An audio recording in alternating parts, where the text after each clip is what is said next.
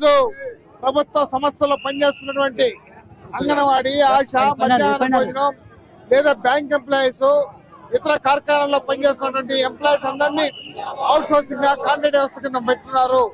వారికి కనీస వేతనాలు ఇవ్వలేదు. సుప్రీంకోర్టు ఒక పక్క చెప్పింది 26,000 రూపాయలు జీతాలు ఇవ్వాలా, ఉద్యోగ భద్రత కల్పించమని చెప్పి.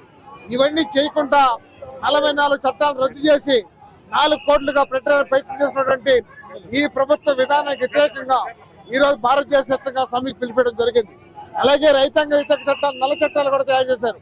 నల్ల చట్టాలను 4 కోట్లను రద్దు చేయమని చెప్పి ఈ రోజు భారతదేశ వ్యాప్తంగా లక్షలాది మంది ఈరోజు ప్రజల్లో వీధులకు వస్తున్నారు.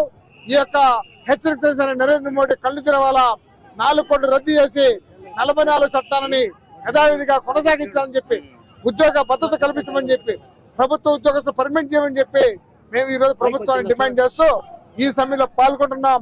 ఈ సమ్మెకి అందరూ కూడా మద్దతు తెలియజేయమని చెప్పి వామపక్ష పార్టీల ప్రజా సంఘాల ఐక్యత వేదిక తరఫున విజ్ఞప్తి చేస్తా ఉన్నాం. అత్యంత దుర్మార్గంగా లేబర్ కోడ్లన్నింటినీ కూడా అమలు చేసే ప్రక్రియ చేస్తోంది.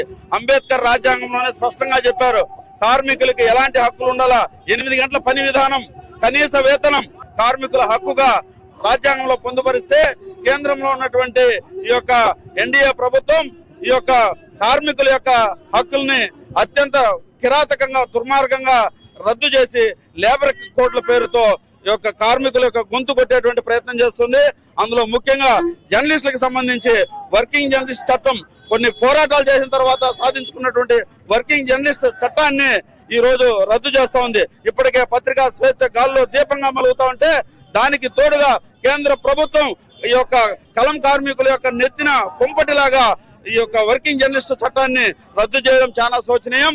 దయచేసి వర్కింగ్ జర్నలిస్ట్ చట్టాన్ని పునరుద్ధరించాలని చెప్పేసి, కనీస వేతనాలు అమలు చేయాలని చెప్పేసి, పత్రిక స్వేచ్ఛ కల్పించాలని చెప్పేసి ఆంధ్రప్రదేశ్ వర్కింగ్ జర్నలిస్ట్ ఫెడరేషన్ గా మేము డిమాండ్ చేస్తున్నాం. ఈ మోడీ ప్రభుత్వం ప్రస్తుతం 29 కార్మిక చట్టాలు ఉంటే వాటిని రద్దు చేసి ఈ రోజు 4 లేబర్ కోడ్స్ తీసుకొచ్చారు. ఈ లేబర్ కోడ్స్ ఈ దేశంలో ఉన్న మొత్తం కార్మిక వర్గానికి, ఉద్యోగులకు చాలా ప్రమాదకరం.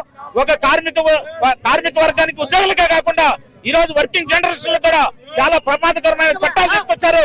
వీటిని వ్యతిరేకంగా జరుగుతున్న ఈ రోజు దేశవ్యాప్త సమ్మెలో మొత్తం ఇప్పటికే 40 కోట్ల మంది కార్మిక వర్గం వీధుల్లో కదం దొక్కారు. అందువల్ల రేపు భవిష్యత్తులో ఈ మోడీకి కబడ్డారని చెప్పి ఈ సమ్మె హెచ్చరిక చేస్తా ఉంది. అందులో వామపక్షాలుగా, అదేవిధంగా కార్మిక సంఘాలుగా, ఉద్యోగ సంఘాలుగా ఈ మోడీ ప్రభుత్వం ఇప్పటికైనా ఈ కనీస వేతనాలు సుప్రీంకోర్టు ఏదైతే చెప్పిందో ఆ సుప్రీంకోర్టు కనీస వేతనాలు అమలు చేయకపోతే రేపు భవిష్యత్తులో ఈ పోరాటాన్ని ఉధృతం చేస్తాం. కార్మిక లేబర్ కోడ్స్ రద్దు చేయాలి, పాత ఉపాధి హామీ పథకాన్ని కొనసాగించాలని చెప్పి, లేని పక్షంలో ఈ ప్రభుత్వాన్ని దిగిపోయేంత వరకు కార్మిక వర్గం కథ వీధుల్లోకి వస్తారని చెప్పి హెచ్చరిక చేస్తూ వాడా గంగరాజు, సిపిఎం జిల్లా కార్యదర్శి. కనీసం వేతనం కూడా అమలు చేయని పరిస్థితిలో కేంద్ర ప్రభుత్వం ఉంది. ఇది కార్మిక వర్గానికే కాకుండా కర్షక వర్గానికి కూడా తీరని లోటు. ఈ విషయంలో కేంద్ర ప్రభుత్వం పునరాలోచన చేయకపోతే కార్మిక సంఘాల ఆధ్వర్యంలో పెద్ద ఎత్తున సమ్మె చేయడానికి కూడా సిద్ధంగా ఉన్నామని కూడా తెలియజేయడానికి మేము గర్విస్తున్నాము. అలాగే జర్నలిస్ట్ అసోసియేషన్ ఎప్పుడు కూడా కార్మిక సంఘాలకు అండగా ఉంటుంది. వాళ్ళకి మద్దతు ఇవ్వడానికి ఎప్పుడు సిద్ధంగా ఉంటామని కూడా మేము తెలియజేసుకుంటున్నాము.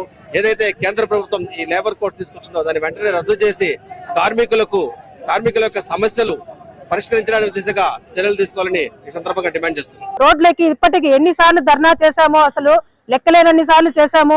42 రోజులు నిరాహార దీక్షలు చేసిన కూడా 12 మంది దగ్గర అంగన్వాడీలు కూడా అస్వస్థకు గురై కొంతమంది చనిపోవడం కూడా జరిగింది. ఇంత కష్టపడినా కూడా మేము ఈ రోజు జీతాల మాట ఎత్తకుండా బడ్జెట్ సమావేశాలు జరుగుతున్నాయి. ఈ బడ్జెట్ లో తప్పకుండా అంగన్వాడీకి బడ్జెట్ కేటాయించాలని మరీ కోరుతున్నాము.